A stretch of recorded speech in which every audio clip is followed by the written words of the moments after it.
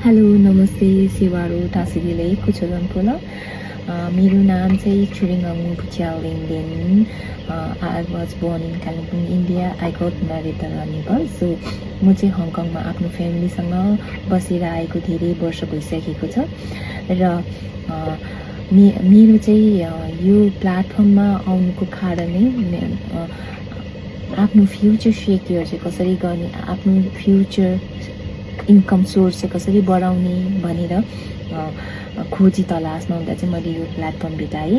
यो प्लेटफर्मले चाहिँ रियली नै एउटा सेकेन्ड जबको रूपमा